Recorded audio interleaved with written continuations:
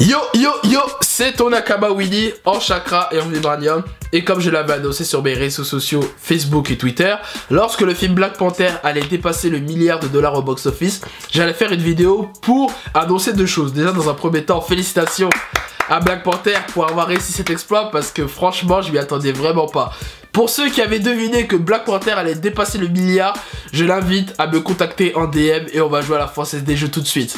Moi je lui attendais un score du genre 850 millions, 900 millions de dollars, mais le milliard, cinquième succès du MCU pour l'instant, parce que voilà il va peut-être dépasser Iron Man 3 et Civil War et compagnie, et qui se tâte à dépasser Avengers, les Star Wars, Titanic et Avatar. Alors là je dis bravo, je dis bravo. Après est-ce qu'il mérite de dépasser le milliard? Ça c'est un autre débat, mais en tout cas il l'a fait. Donc félicitations Black Panther, rien à dire. Bref, deuxième chose, j'annonce, puisque je l'avais dit sur mes réseaux sociaux, un concours pour remporter cette figurine pop T'Challa. Voilà, sans le masque, bien évidemment. Je suis en partenariat avec la page Avengers FR sur Facebook. Tous les liens pour participer au concours sont dans la description de la vidéo. Respectez donc les conditions générales de participation. Allez voir donc mon Facebook, Twitter et surtout de remplir le Google Drive pour que je vous envoie la pop si vous remportez. Voilà, il faut juste me donner votre nom, prénom, et votre adresse postale et votre adresse email pour que je vous contacte si vous gagnez la figurine pop. Voilà, de toute façon, toutes les conditions générales d'utilisation sont dans la description de la vidéo, donc allez checker. Pour si tu veux remporter la pop, bien évidemment. Si tu veux pas, t'es pas obligé. Et surtout, dernière chose, j'avais dit que lorsque le film Black Panther allait dépasser le milliard au box-office, j'allais réagir aux différentes polémiques autour du film, parce que le film ça fait maintenant un mois qu'il est sorti et le film certes il a dépassé des records en termes de chiffres, de critiques, il est encensé, mais en termes de conneries, de polémiques et d'absurdité il a aussi dépassé des records. Donc je me sens obligé, enfin je me sens pas obligé, je suis pas obligé de le faire, mais j'ai vraiment envie de répondre à quelques polémiques que j'ai regroupées, que vous-même vous m'avez tagué aussi sur les réseaux sociaux. Merci d'ailleurs de m'avoir facilité le boulot. Je vais réagir à deux vidéos qui correspondent très bien à tous les préjugés et tous les clichés que j'ai vus sur les réseaux sociaux concernant Black Panther. Et pour pas prendre de parti pris, j'ai pris une vidéo d'une chronique de Canal+ qui n'ont visiblement pas apprécié le film, et une chronique de Europe 1 qui ont apprécié le film, mais qui ont dit quelque chose qui m'a un peu gratté le cou, tu vois, qui m'a un peu dérangé. Donc voilà, comme ça les gens vont pas dire oui mais Willy tu réagis que pour les gens qui ont pas apprécié le film. Non, moi t'as le droit de pas apprécier le film, mais quand même faut que quand tu critiques, il faut que ton propos soit correct, tu vois. Bizarrement dans les critiques YouTube j'ai pas vu de gens bizarres qui ont dit des trucs trop de dingueries en général, mais je pense que les chroniqueurs de télévision, de télé et autres blogueurs là, ils ont pris trop le film au sérieux. Je pense que les gens ont oublié que c'est un Marvel, que c'est le 18e film du Marvel Cinematic Universe et qu'il fallait le critiquer en tant que tel surtout. Bref, assez de blabla, on va réagir du coup aux différentes vidéos, c'est parti. Déjà dans un premier temps, je vais réagir du coup à la vidéo de Canal+. Toujours sur le pouvoir, mais cette fois, le Black Power.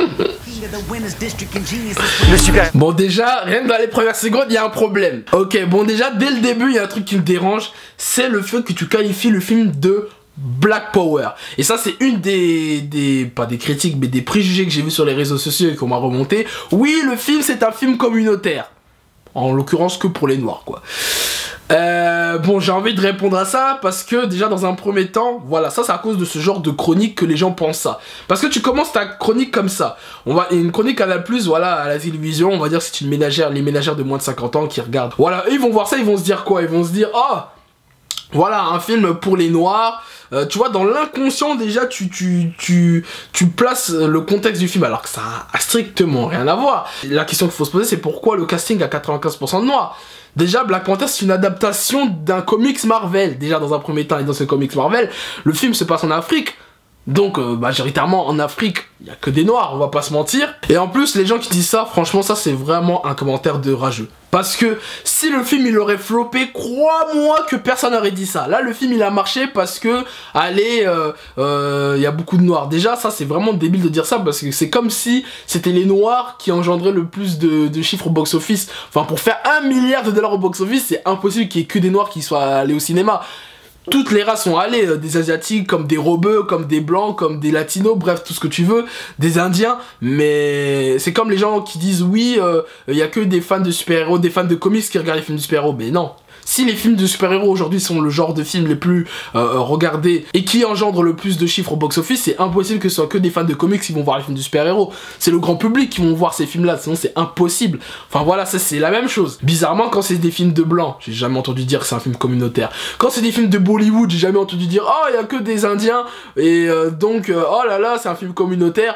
Lorsque c'est des films japonais, par exemple, il y a le film Fullmetal Alchemist qui est sorti là, casting 100% japonais, alors que d'ailleurs le manga c'est un contexte où les personnages sont des Européens, enfin sont typés Européens pour la plupart. Donc là j'ai pas entendu dire oui le film Full Metal c'est un film communautaire. Pourquoi? Parce que déjà le film il est, enfin j'ai pas vu le film, mais apparemment il est pété, il va faire un flop. Voilà, donc ça c'est des critiques de rageux. Dire que c'est un film communautaire c'est une critique de rageux. Bon bref. Reprenons la vidéo. Apparition aux côtés de Captain America dans Civil War. Cette fois, il a son propre film avec Chadwick Boseman dans le rôle titre, celui du roi d'un pays africain qui doit protéger son pays contre une guerre mondiale. Ryan Coogler, déjà à l'œuvre sur Creed, la suite Black de Rocky, est ici au scénario et à la réalisation. Alors, qu'est-ce qui distingue ce 18e film Marvel des 17 précédents pour qu'on comprenne un petit peu de quoi il s'agit? Claire. Déjà, nous sommes dans un royaume africain inconnu de tous, le Wakanda, avec donc Chadwick Boseman qui interprète Black Panther. Et Black Panther, c'est donc un héros de ce comic de Marvel qui date de 1966, qui avait été créé par Stan Lee et Jack Kirby, et qui avait été créé juste avant le parti de lutte et de défense des droits civiques américains, deux mois avant le Black Panther Party. Et d'ailleurs, il avait même été question de changer le nom du personnage en Black Leopard, parce que ça faisait, c'était problématique. Là, ce qui est très intéressant, c'est d'abord, c'est un casting à 90% noir, ce qui est très rare dans une grande franchise à un blockbuster. C'est aussi donc un long métrage avec un gros budget et on se demande est-ce que le public va suivre ou pas, parce que c'est souvent les problématiques dans l'industrie, c'est si on met un casting coloré, est-ce que le public va suivre? D'ailleurs, l'affiche en Chine est Black Panther avec son masque et non pas avec le visage. D'ailleurs, je ne reviendrai pas sur les critiques des commentaires cette en Chine. question-là. En tout cas, c'est un film de super-héros très intéressant. Précisément, ça pose une question aussi cinématographique. Philippe, comment est-ce que l'Afrique s'intègre dans l'univers graphique de Marvel? Dans un royaume imaginaire, et après le reste est langage publicitaire de Disney et de Marvel. C'est-à-dire que moi je ne crois pas du tout une seconde au versant film politique. Et d'ailleurs Claire, qui est quand même très sensible à la version politique des choses, elle nous a fait une démonstration de film d'action en disant ce qui est extraordinaire, c'est que c'est film d'action avec des blacks. Et c'est aussi ennuyeux que les autres films. Parce que justement, le discours politique, il est là. D'abord, avoir un casting 90% noir, c'est très rare. Moi, il y a un truc que je comprends pas. Pourquoi, forcément, lorsqu'il y a un casting de majorité de couleur, peu importe, surtout chez les noirs, voilà, il faut que directement le film soit politique. Que ce soit hors film de super-héros, hein, un film de super-héros ou un film d'auteur, moi je comprends pas. Et là, dans le cas de Black Panther, comme je l'ai dit, le mec là il critique, oui, tout ça c'est un film un monde imaginaire fait par Disney. Mais je suis sûr qu'à aucun moment le mec, dans les 17 films précédents du Marvel Cinematic Universe, il s'est dit est-ce que c'est un film politique? Là, comme par hasard, on nous présente un film avec un casting 100%, pratiquement 100% de noir, là directement il faut qu'il soit politique. Bon bref, regardez ce qu'ils disent ensuite. C'est un personnage qui a grandi à Auckland, aux États-Unis, qui voit son père mourir et qui du coup nourrit une haine envers ce royaume du Wakanda qui aurait tué son père. Mais surtout, c'est un homme qui, une fois qu'il rencontre les Wakandais, quelle est sa critique? C'est pas tant vous avez tué mon père, c'est en fait je me rends compte que vous avez un royaume en Afrique avec autant de moyens technologiques et de ressources financières et vous n'aidez pas le reste des Noirs qui souffrent dans le monde. Il est là le discours politique dans Black Panther, mais il n'était pas dans l'extrait. Moi, ce qui me dérange un petit peu idéologiquement dans le côté Disney qui s'empare des problèmes des Noirs américains aux États-Unis, c'est le côté justement on arrive à en faire un villain, à en faire un méchant, ce mec-là. Quand il arrive, c'est très court. Ça c'est très ambigu. Et ils arrivent à... je trouve ça... Et très vite, il va dire finalement, en fait, je veux conquérir le monde et je deviens méchant. Et il y a un côté un peu, vous énervez pas les gars, participez à l'économie plutôt. Il y a un truc qui m'a un peu heurté à ce niveau-là idéologiquement. Moi, je suis d'accord avec Philippe. Moi, ce qui me gêne là-dedans, c'est que, enfin, effectivement... Bon, ok. Je suis... On va dire, parce que voilà, il y a eu beaucoup de débats aussi sur les réseaux sociaux pour dire que oui, est-ce que finalement Killmonger c'est pas le héros du film? Voilà, il y a des débats. La meuf a le droit de gérer absolument rien, contre ce qu'elle dit. Mais le truc c'est qu'elle dit ça, en fait surtout ce qu'il faut comprendre dans le film c'est qu'il y a une opposition un peu entre Nakia, donc la copine de T'Challa, et Killmonger. Parce que les deux personnages veulent aider les Afro-Américains et les Africains à travers le monde avec la technologie et les moyens du Wakanda. Mais pourquoi diaboliser, enfin oui, parce que Killmonger c'est vrai en soi c'est un mec qui veut aider le monde mais avec des mauvaises intentions.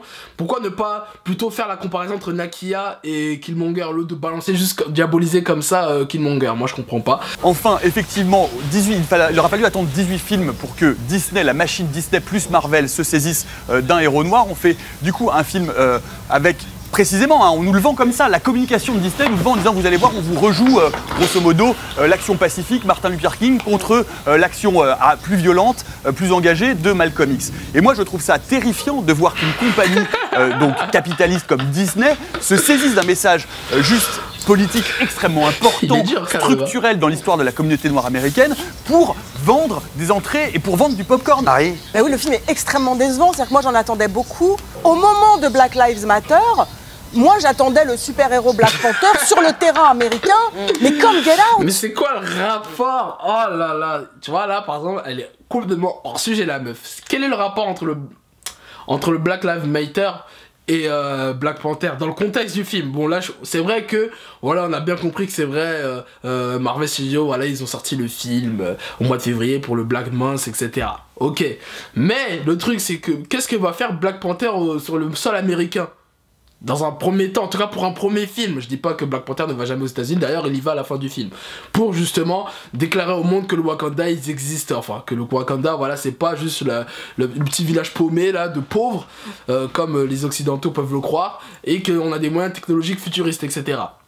Voilà, là la justification sur le fait que Black Panther va aller sur le sol américain c'est justifié. C'est que surtout dans le film, le contexte politique, il y a une opposition surtout entre la tradition et la technologie. Justement sur l'ouverture des frontières ou pas. Voilà, sur le fait que est-ce qu'on s'ouvre au monde au risque de se faire de potentiellement se faire coloniser par des détraqueurs, mais il n'y a aucun rapport avec le fait que Black Panther doit aller sur le sol américain. En plus le mec il parle du Luke Cage parce que tu vois ils confondent déjà entre l'afro-américain et l'africain, parce que Luke Cage et Black Panther n'ont strictement rien à voir. Luke Cage, ok, là c'est plus justifié. Black Panther, non. Bref.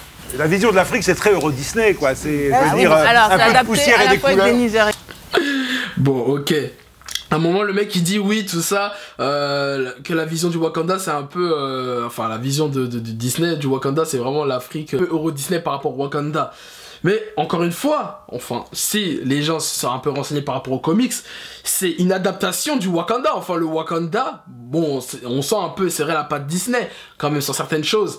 Mais globalement, voilà, c'est une adaptation du Wakanda. Si tu lis le comics du Black Panther dans les années 60 quand ça a été créé, voilà, il y a toujours eu une présentation du Wakanda futuriste, que c'est vrai, tu peux te croire, c'est vrai, dans un parc d'attractions, tellement c'est ouf. Donc à ce moment-là, je comprends pas pourquoi il y a une telle banalisation de Disney. De toute façon, j'ai l'impression que Canal+, ils ont un peu le seum contre Disney. Après, vous dites que moi, là, moi, déjà, j'ai pas le seum contre Disney. Moi, je les fais plus que je les taquine. Mais alors, eux, ils ont vraiment un réel problème avec Disney. Hein. De toute façon, Canal+, j'ai l'impression, mais bon. En fait, j'attends le 2, moi.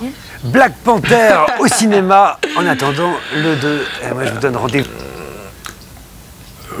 N'importe quoi. Ils font tous que critiquer et la meuf, ah bah, j'attends le 2 quand même. Ah, bref, n'importe quoi. Maintenant, réagissons à la deuxième vidéo qui est une chronique d'Europe 1 qui, bon, apparemment ont apprécié le film, mais il y a une petite comparaison faite avec le film Black Panther et par rapport à un contexte réel qui a été fait il y a quelques années qui me dérange un peu et j'ai pas compris pourquoi cette comparaison. Voilà, c'est quelqu'un sur Facebook qui m'a envoyé le lien, c'est un Nakama, gros big up à lui s'il voit cette vidéo. Et bon, bah, regardons et commentons comme d'habitude, hein. C'est parti. C'est étonnant, vous savez Patrick, qu'on ait tellement encensé ce film, alors qu'on a tellement reproché en France à Nicolas Sarkozy d'avoir dit à Dakar en 2007 que le drame de l'Afrique était que l'homme africain n'était pas encore assez entré dans l'histoire. Alors là, faut que vous nous expliquiez pourquoi c'est étonnant. Parce que c'est exactement ce que le film raconte, le discours de Dakar en 2007, oui. Déjà, tu commences ta chronique comme ça, tu compares un film Marvel, Black Panther à Nicolas Sarkozy, tu sais que ta chronique va partir en cacahuète.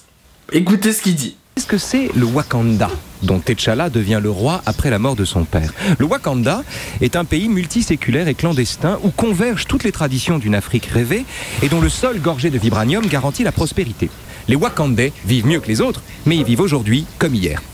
Comme disait Nicolas Sarkozy à Dakar en 2007, dans cet imaginaire où tout recommence toujours, il n'y a de place ni pour l'aventure humaine, ni pour l'idée de progrès. Et comme dit Hegel, le philosophe, dans La raison dans l'histoire, dont le discours de Dakar était un plagiat grossier, l'Afrique est le pays replié sur lui-même et qui persiste dans ce caractère principal de concentration sur soi.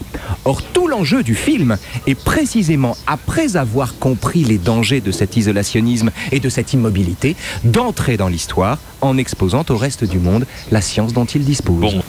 Bon, ok, je vais répondre à ce que... Raphaël, si je peux me permettre de t'adresser directement. Non, franchement, sérieusement, bon, je peux comprendre ce qu'il veut dire quand il dit ça, même si je trouve la comparaison assez perchée quand même.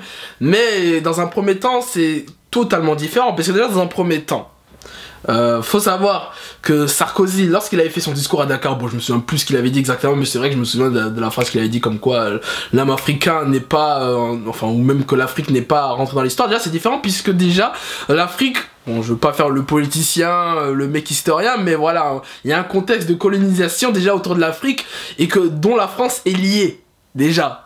Contrairement à Black Panther ou Wakanda, voilà, c'est un pays fictif qui n'a pas été colonisé, qui est un peu en autarcie comme la Corée du Nord, on va dire, par exemple, si on doit prendre un pays dans notre contexte actuel.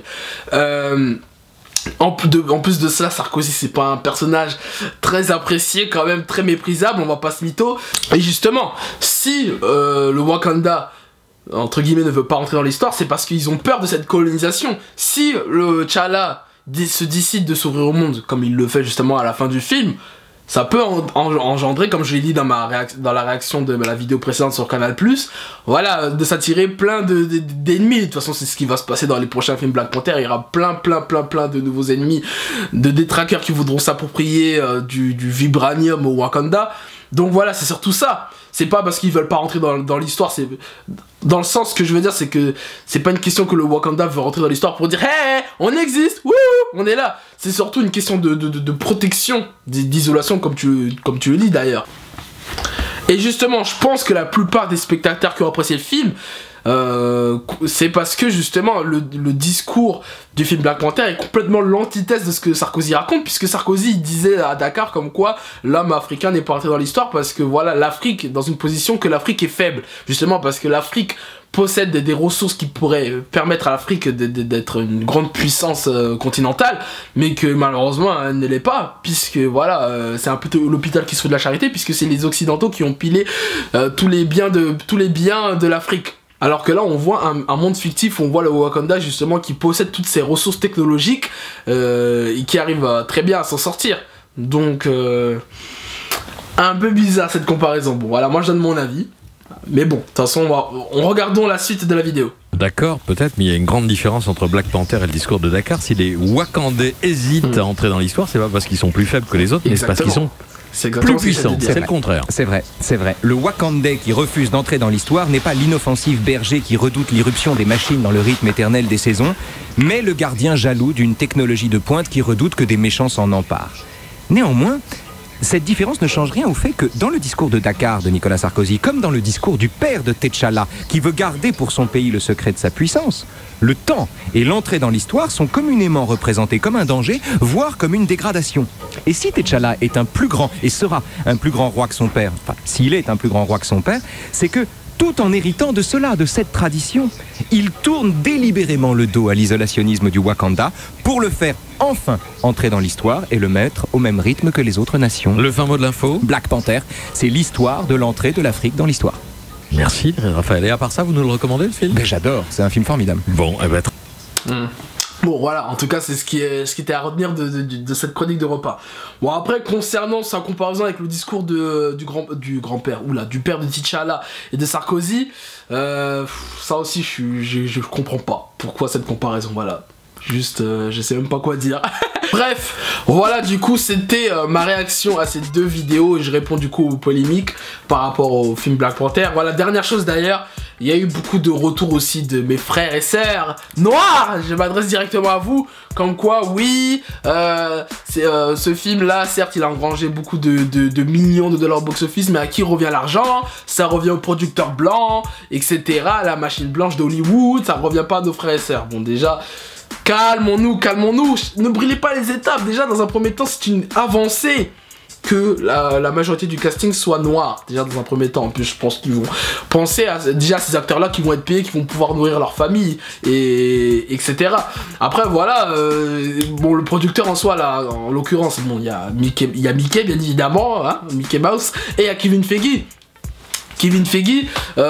Qui, je pense, voilà, enfin c'est dans la continuité du Marvel Cinematic Universe. C'est pas comme si Black Panther c'était un film d'auteur créé à part, tu vois, ça fait partie d'une continuité du Marvel Cinematic Universe. Donc voilà, le Marvel Cinematic Universe, bon, je pense qu'il y a la majorité de l'équipe est blanche.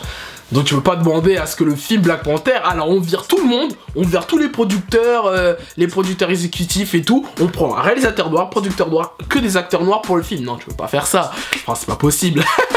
Donc voilà, on essaie ne brûlons pas les étapes, ça risque d'arriver. Et puis voilà, si vous voulez, enfin les noirs, hein, en tout cas, enfin si vous voulez, pour ceux qui disent ça, en tout cas ceux qui font les flics, vous voulez que des projets soient exclusivement faits par des noirs pour les noirs, bah créons des projets, créons des nouveaux personnages noirs, faits par des noirs, etc. Parce que déjà Black Panther, il a été créé par Stan Lee et Jack Kirby qui sont des blancs.